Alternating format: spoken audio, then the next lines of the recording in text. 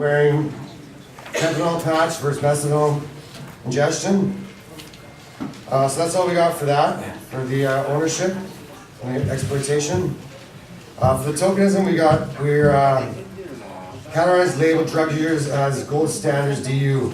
So we're always categorized or labeled as stigma.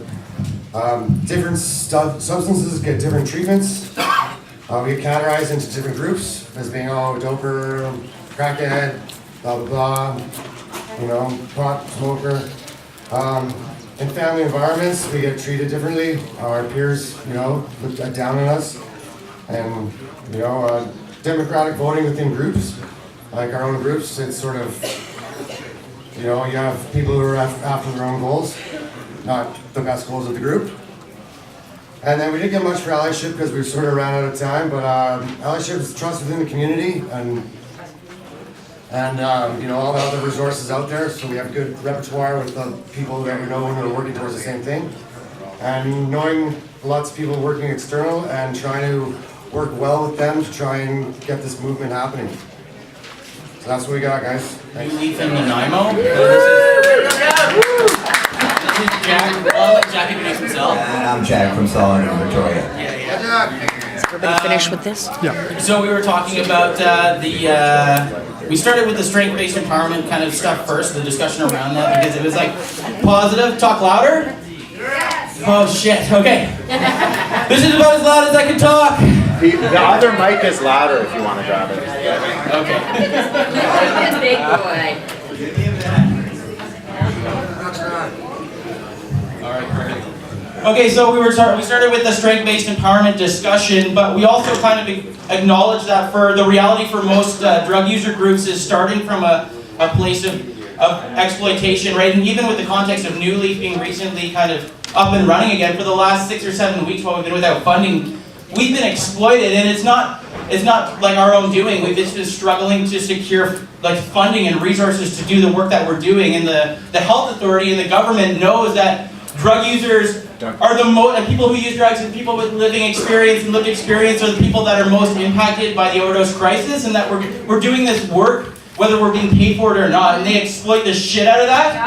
And that's what's been happening, that's what happens every single fucking day in most of our lives. And in the context of the pop-up site that we're running in Nanaimo, it's happening there as well. So, and the government knows that. So we have to raise fucking hell in order to get that structural change to happen, and it's not happening as quickly as we might want to see it happening. So we kind of discussed that, about how we're starting it's almost like, yes, this is a spectrum of peer engagement, but more often than not, we're finding ourselves having to start at that exploitation side of the spectrum. Actually, I'd say 100% of the fucking time that's how it is, right? That's the experience most people are having. Union! Yeah. And that's what makes, that's why building a broad union across the province or in our regions even for right now is so important, because it gives us that bargaining power, it gives us that voice. Do you want to talk to that before we move to the... Well, I think there will be a lot of discussion for that, throughout the day, right? Even when, we tried to help Kevin in Nanaimo we got 3 months worth of money, like a grant, to try to help open another peer group. 3 months when the funding ran out, we just kept supporting it from Victoria for another 9 months. Nobody ever came through with funding, so Kevin and the group decided to just keep doing what they were doing anyway. So we moved back and forth through exploitation, tokenism, back to exploitation, hoping to get to a road where we can be the masters of our own destiny. I hope that's what we should do together. Yeah, totally. And I think one of the things to realize too is that because of the funding constraints, we're dependent on this funding from these government agencies, from the health authority and stuff like that exploitation of peer workers, or that tokenistic exploitation of peer workers or experiential harm reduction workers, it funnels down. So because the health authority or the government is exploiting peer drug user groups end up kind of replicating that same behavior in some ways too, because even though we want to be able to pay people appropriately for the work that we're doing, our hands are somewhat tied by the funding that we receive, right? Like, we want to be able to pay people appropriately for the work that we're doing, and we're kind of like taking it as like, this is the best case scenario right now, and we're sick of that shit, right? We're sick of the fact that like, oh my god, we're able to pay people $15 an hour, $16 an hour to run a pop-up site. Well, fucking that's bullshit, because the health authority is paying, you know, these kind of organizations that they deem to be more legitimate for whatever fucking reason, and they don't have the same fucking experience that we do. And realistically, they should be paying us more than they're paying these other fucking organizations, to be honest. It's not even about getting us up the card, but actually more than that. But we have to kind of, exactly, in order to kind of make those demands of the government, we need to come together and create that power in numbers situation from happening, or the same thing's going to be fucking happening, where groups like us are like scrambling to get like just a tiny fucking piece of the pie. And in Nanaimo, the situation that happened with us is that like all of these groups like mental health and substance use and VIHA and all these other agencies that had fucking millions of dollars were like pushing us out of the fucking room over $30,000, right? Like they were fighting us tooth and nail to get 30 grand, and it didn't really increase their bottom fucking line at all. And what it was more of a slight to us. They were like, we don't want these fucking people. I had city councilors in Nanaimo tell us, you know, it's kind of uneasy. It makes us feel fucking uneasy that, you know, that you're talking about people who use drugs or people with living experience or lived experience running these programs. Because there's this fucked up idea that we don't know what we're fucking doing. And that's the paternalistic aspect of it. That somebody with a fucking, like a degree in fucking, you know, public health or some shit administration knows more about the overdose crisis than the people fucking living it.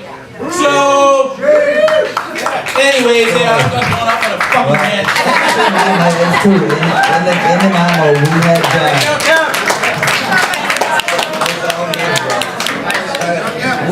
in Nanaimo, we were told that we wanted to keep running services there, who we should hire, who we should let go, and what tactics we should take, when we already run services in Victoria and we don't need to be told any of those things, you know. So, like I said, we went up there and spent a year's worth of money trying to build a peer union, and we got pushed right back out to where the peer union in Nanaimo will be working for free for the last 6 weeks.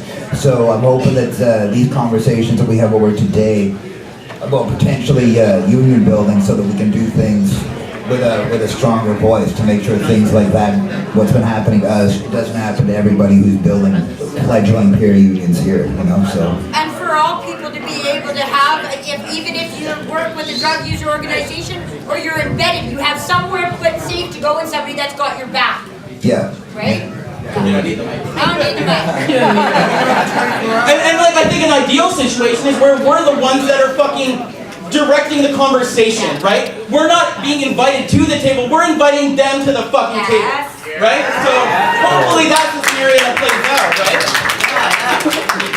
If we can build a consensus today amongst ourselves about what we could do as a union, then I think that we could make moves to the Overdose Emergency Response Center. I don't know if any of you know any of the programs they run, but I'll tell you, the mobile response team that they spend $2 million on is an absolute piece of shit. They're supposed to add, what it's supposed to do, for those of you who don't know, is for people like us who run services, when something happens and our staff are going through bad times, we're supposed to be able to call them and count on them to come down and provide us the supports that we need. And I hauled around the staff member of the MRT through Victoria, through people's meth breakdowns, through people's, you know, the shit that happens when you pick up bodies off the ground every day. And she did zero to fucking help me. I had to help every person in our own network, and they brought zero to the table. So I just watched $2 million be pissed down a hole by the Overdose Emergency Response Center on that type of response. So I think that if we could put a strong message together and go to them before the end of the fiscal year when they change all their staff, that we could have a serious difference about the way that we inform overdose emergency response. It's not them. And so when we can tell them directly what we need, then we can receive it from them, and we can actually make an overdose emergency response that works. Kickback thing is extremely illegal, and the only reason I'm able to come here today is because my manager is nice enough to pretty much say fuck you to the owner and says this person's been clean for a year. He can get carries. That's the reason they get carries. That's the reason doctors give them carries, is because they're doing good. So, What house is that? into action. So, all of them. Burnaby. Yeah.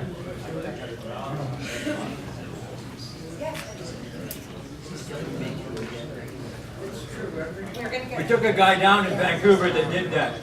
He owned a place called the Wonder Rooms and all that. He was doing that, we took him out. He's gone. Well, that's good. Yeah, so Dr. BT message over there. They'll tell you how to do it. Okay, so then another thing about the recovery place I'm at, which is probably common. Yes, they don't want to use the mic so we can hear them. What? We can't hear you. Here, use this one. There you go.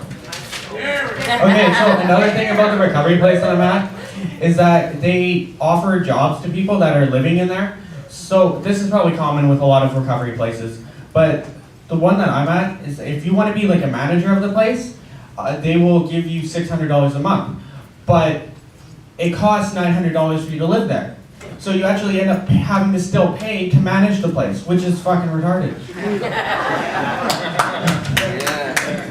And they'll have people that are like new and they're like 2-3 weeks into the recovery, and they'll hire these people to drive to the pharmacy. So you got some guy that's like 3 weeks clean, and he's driving like a bus full of people, and he works like 12 hours a day, like 5 days a week, and they'll call him like anytime, like, hey, like, what is it, like 8 o'clock in the morning, you have to like get up and leave. Otherwise, like they pretty much force you to do work, and they barely pay you like $10 an hour. Not even that. I think it was like $8. Well, they get per diem and a rack and stack of 4 people to a room at $9.50 a body.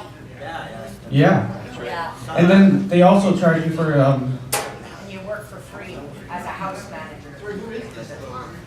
Oh, well, into action. And my house isn't the only problem where this happens. This actually happens a lot. it happens. And, like the stupidest thing, it almost seems like it's a problem with the government and like the agencies that are trying to like watch it. Because I think a few months ago there was an inspector that was going to come into the first stage and like second stage places, but the inspector actually like gave the society like a good like week or two warning that he was going to show up and what day and what time.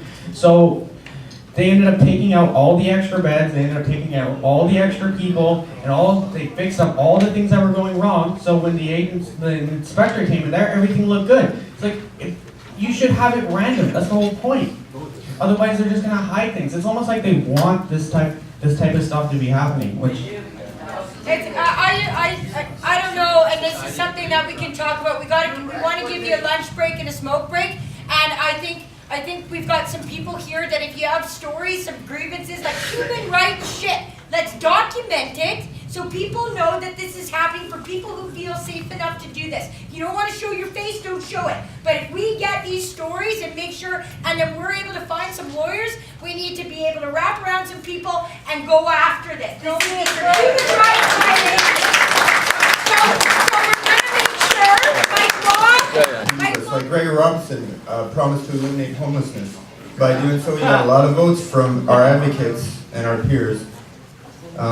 I think the numbers have gone up, not down. Yeah, they did. Some strength-based stuff in a positive to make a difference. Allowing people with life experience to work in organizations that can help us. By doing that, you get respect from the addict or the homeless person because they know you've lived that shit, right? Allowing policies to be made by us and our ideas. Prisons and or treatment centers. Instead of spending huge budgets on programs, by staff training for programs, use it for teaching us how to make a living by job training, apprenticeships, and education that has value in the job market.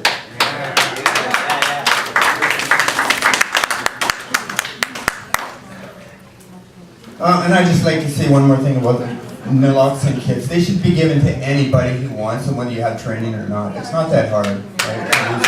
And it's us saving each other, not that. By the time the ambulance gets there, you're either dead or safe, Thank you. Being paid, kind of like we were talking about stipends, and it kind of switched over to a conversation about being paid for work and rebuilding community relations by going out and doing work, and they were talking about getting paid, but what you don't get paid like even minimum wage. So I got a little confused about that, because to me that's exploitation. But then people are feeling really proud of themselves for doing the work, and they're kind of in the mindset, you know, we're hated, we're trying to repair those relationships, so we're gonna go and do community work. So it's like being totally exploited. You're being taken advantage of for wanting to do good, and you're trying to repair community work that isn't our responsibility to repair. We didn't create the stigma, we're the victims of it, right? So to me, that's completely exploitive, to send people out to do work, pay them shit money, when other people are getting paid minimum wage to do the same work. That came up for me. It comes up a lot, actually. You see people that are kind of expected to repair community relations, and I don't think that's our responsibility to repair those relationships at all. I think that's bullshit, actually. I know I'm on a couple CATs for a couple different communities, and what I see is that I get invited to the table so they can say they invited someone to the table. And then when I actually want to say something, it's never included in any of the conversations. I have to send like 12 emails, and I have to get pissed off, and I have to stand right in front of them and demand my words get included for them to get included. They have meetings that we don't even get included. We don't even come to all the meetings because they have them when we're doing shit like this, and you know, they still have meetings about how to engage peers, which is so surreal to me. Let's see, we have so much here. Oh, something Charlene mentioned was asking people to engage above their capacity, and then not actually educating people about how to do this. They invite them to tables to talk with doctors and politicians. Then they feel like they can't really engage because they're, you know, out of their wheelhouse, and they're not really sure how to keep up with the experts at the table. So then their voice gets overshadowed and they get overspoken. So there needs to be more inclusion about how to actually participate. We need that to come from other drug users too. There are people that already have the knowledge to teach people how to stand up and speak and to participate, and we need those people to help all of us so that all of our voices can be included at the table. Otherwise, you're just completely swept up. It's completely tokenistic. They have you come, they get the funding because you come, they get more money, you don't get any money to come, they get lots. Trying to think, oh, we have reciprocal communication here. Working around schedules of drug users, factoring in that we're drug users and that our lives can be tumultuous and traumatic at times. And that if you want to engage us, you actually have to be respectful of that. For me, allyship is a lot about not just listening, but it's actually letting us lead the conversations. In my opinion, we are the experts for the overdose crisis. And I don't think we should just be listened to. I think we need to actually spearhead the entire conversations, and we need to be in control. So I don't know how that'll happen, but I think it's important. Yeah, challenging people, it's true. You know, it's exploitation. They take advantage of the fact that we've been told we're shit. And then we feel like shit. It takes very little for us to feel better. And they think, oh, we need a little pat on the back and we're going to feel better. And it's crap. And it, you know, we feel so broken down and marginalized that we take it. And sometimes it takes, if you don't have the voice, finding someone in your community that is able to stand up and safely say, this isn't safe, this isn't okay, we're going to change this. And you need to be able to come to us. You need to come to groups like YUKON or Benview or even people like Anne and Dina, lots of experience and know-how that can teach you how to do it or can safely advocate for you.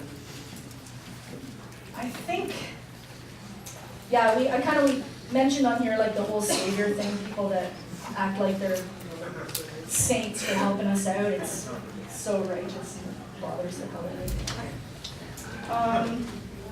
Yeah, I think that might be good for us. What we've done in part of Rain City, and over the last year and so that I've been there, we've been building ties with people in the community that are, have a little bit more like pull with the people in that society. Anyway, sorry, just having a moment. Anyway, I think what's going to have to happen in order to move forward with what we were talking about yesterday, about building some sort of a union, is using those people that we have built those ties with. And with the we have to get away from this, the tokenism that's being done. Like, we have these agencies that are bringing us in as peers, and all they're doing is they're showing that, oh look, we have a peer. So we're obviously exactly, but we don't actually have any say in what's being done until we get to the point where there's a fight happening or somebody actually does overdose, and then we're the first ones that are in there, and meanwhile they're standing back going, holy shit, what the fuck's going on? But we're the ones that are doing all the work, and I'm just really tired of seeing that happen. Everyone at my table is tired of seeing that happen. My manager's here, and she's been a great supporter, and that's another person I consider to be like a tie in the community. They're not peers, but they are people that support the peer program, and that's the people that we need to move forward with this. There, so they have like peer support. Put your microphone like this. Right to my face? Keep it there. Okay. The women need help. Yeah, a lot of us are being judged when we go into the store, like we're being followed by the staff that work there.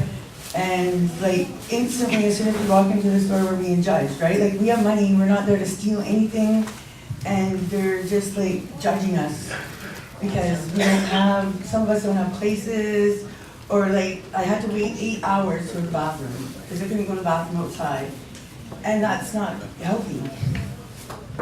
Yeah, like there's it's just not normal. And we talked about a lot of things, but there should be more education on the naloxone, or we need, like a lot of people don't want, I'd say 5 people like that were cold, like and brought them back, and a lot of people don't know how to use the kit properly, or like it's really easy to do, but everybody should be carrying them like as addicts. But I don't see like a lot of people packing them around. They're free, they're given out, and yeah, like we all should carry them and save each other's lives, like because everybody makes everybody's life a little bit easier, a little bit better. And we need job skills, like there's a lot of things that, like there's a lot of talented people in this room, and their talents are going to waste.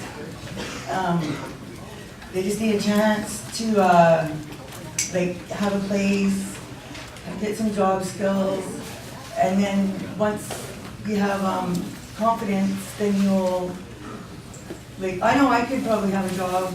I've done lots of different trades, but I've been using for 30 years, and it just seems like the easy escape.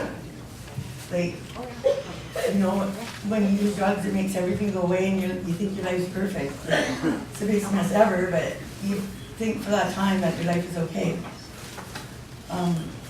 I think it would be good for some of the people that are on welfare. They need to be on disability, and they need help filling out their papers. Like, I filled out the disability package myself. It wasn't very good, but it got approved right away. Some people don't take that package and fill it out, but if they did, they would like have more of a chance at like getting a place, or like it takes money to make money, or it takes money to even have a life, right? Like if you're not given anything, like, and you don't feel good about yourself, then you're not gonna succeed. But everybody in here would have a chance if they were given a chance for Very new to me because I'm from YUKON territories, and we do not have organizations like this down here, or places that have stipends for what you do, and for what you guys do and what we do is very tremendous. And we know that tokenism, or providing an essential service for only a period of time, and the allyship, different organizations fighting for the same cause. Indigenous people need to have good terms with the funders, and exploitation being underpaid or not paid at all, or recognized for their work. And right now we've been doing a lot of work with alcoholism amongst our people and stuff like that, and right now we're also we are doing the drug overdose stuff, and we do have an innovative peer outreach and education project through BCCSU that we're starting up and we've been working on for quite some time now. And with the wars and being under Van Du and everything like that, we're very, very proud to be here. And we're learning a lot from you guys, and with as much help as we could from you guys and everybody around other organizations. We're greatly appreciated. Thank you. Tough room.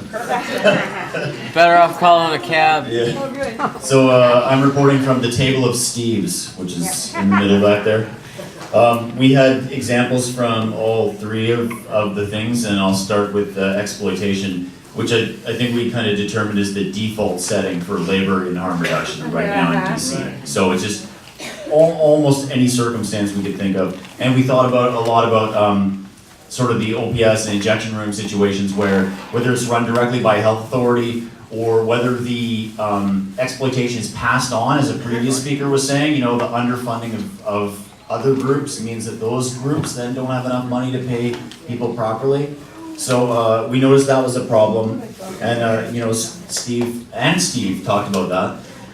And for tokenism, I know there's some people in this room like Cockfeather and like me that sit on committees that are organized under the Overdose Emergency Response Center, OERC, which is this big announcement last year to build this thing. And these to me really feel tokenistic. I don't get paid for doing that, so that's also a problem. But you know, you can be the one drug user on a committee that's full of other agencies, and you really feel that you are occupying this checkbox place, and they are stampeding you into what they want to do, and your agenda never gets there. So I made a motion on my committee to dissolve and kill off the committee, and so we did. Because if it's not going to do anything, fuck it, you know. And then the last one was the empowered. And mostly we realized where we experienced that is with activism, with groups that are run by us instead of run by somebody else. So like this group here, for example, this is all run by us. There's no one on top from the government or from a service agency. There's no social workers here. There's nobody getting a big wage on top of us that's deciding what we're going to do. We decide what we're going to do, so we're not alienated from the outcomes of that. And so that's what we noticed. And so when we make the decisions and we set the agenda, that's good. So I think we were kind of thinking we want to see that model go into other places. No, they want to take our information and that's they put our name up and take it to and then all of a sudden, you gotta get a better mic. It turns into exploitation. You know, exploitation is like taking that information that you might have given them, but they, you know, and making money to further their success in their job and their things, but what are we left with? And that nothing with the tokenism. In other words, our name is used, and nothing happened. And then we go to space-based empowerment. That should have started when we were kids. And your parents said, you have potential. You do something, you know, telling you you're good, not only just telling you that, but reinforcing it by showing it to you. You know, that's, I'm a parent. I had 5 of my own kids. Raised them as a single dad. I've been on the streets for 15 years. Most of us, you know, that's when it started for us. Our childhood, our earlier days, you know what I mean? Most of it's not the drugs that brought us here. It was the fact that we were clinically depressed or things like that, you know what I mean? And we just used the drugs to cover that up or to get through every fucking day. That's what I think about this, you know? It's pretty basic to me. You know, that's what we gotta get out in society is to prove those things. Because every one of us have potential. You know what I mean? I worked many years in the disc jockey service. That's what I did for a living. I raised 5 kids. And if I had said to my kids, you know, you're bad, you do this, you're not good at that, they wouldn't be where they are today. I'm the one on the streets. I forgot about those processes. They didn't. I'm still here. But that's what we got to reinforce in people. There's all those objects. Exploiting them, like I said, taking the money and doing it for, using it for other things, and our names gets nothing. You know, it's just sort of. I mean, I'm out of breath. I'm just running up to it. I mean, I've been thinking about it the whole time, listening to everybody. It's about reinforcement. It's the main thing. That's the goal. But it should have started when we were kids. You know what I mean? But take that now, and you know, when your friends are doing bad, don't give a shit. Help them up. We don't want to hand out. We want to hand up. You know what I mean? And Yeah, I'm coming back. I spent 7 years on the street with Harvey and company, and I was a pretty big bumpkin on the streets, I have to say. And I learned everything that I know how to survive for 7 years from all them. So I've never met a group of people who are more, who've got a skill set and a resourcefulness and a strength that united, directed outward, we can drop armies, we can fucking win wars. So I'm fully engaged in doing whatever I can to do my part. But speaking of, I had a couple of things, and I could soapbox about this forever, but just firsthand about exploitation, or like someone had mentioned the lack of toilets. And it's ironic that when we were in the middle of the protest in Abbotsford, and we started a nonprofit, Abby Diggs, out of that, and finally the Business Association put 10 grand in our bank account. And the first thing, I was a signing director on that, and glad to be a part of that, but it's fallen by the wayside. But the first purchase that we made, ironically, was a pink women's Johnny can. Yeah, so, and that ironically was taken back. It was like the bathrooms that we were given when we were fighting before we got to Supreme Court. You know, we got, you know, all these token, you know, bribes and stuff like that from MCC and the city and stuff like that. So we had a whole bunch of toilets and stuff like that, which they took away, which I don't think it's a stretch of the imagination or statement of fact that I think that what happens to each and every one of us every single day is a crime against humanity, period. I really do. From their opening day, they wanted us to shuffle down our temporary camp that we had because, ironically, they didn't want their opening day to be marred by the sight of a homeless camp. So they, you know, they gave us toilets, and they, for the last several years, which I was the benefit of and appreciative of, they put on weekly barbecues at the back of MCC, which we all went to. And it turned out that, and they locked the gate back there. They've got a shelter that some of my family actually live in the back there. But the toilets, they've got 2 Johnny cans there, and one of which was taken back from one of the ones that we gave them. And I swore to God that I was gonna put that thing in a dolly on one of those barbecues and roll it right the fuck out the door. Because like, there's nothing more dehumanizing than not having public facilities, like straight up, like, you know, that's just as basic as you can get. I wanted to, you know, there was someone on the street, one of my street bros, and you know, we're all taking dumps and doing everything else, you know, it galvanizes you just as a human being, sharing that experience with each other. But what I wanted to do, because Mayor Braun sucks, and I wanted to go to his constituents, and I know this sounds kind of graphically gross, but, you know, take a crap on every one of his constituents' fucking front doors, and they fucking slip on it as they come out to go get their fucking $10 Starbucks, and drive by and look in disdain and disgust at the people on the side of the fucking road, and see how fast we get a Johnny can out there, right?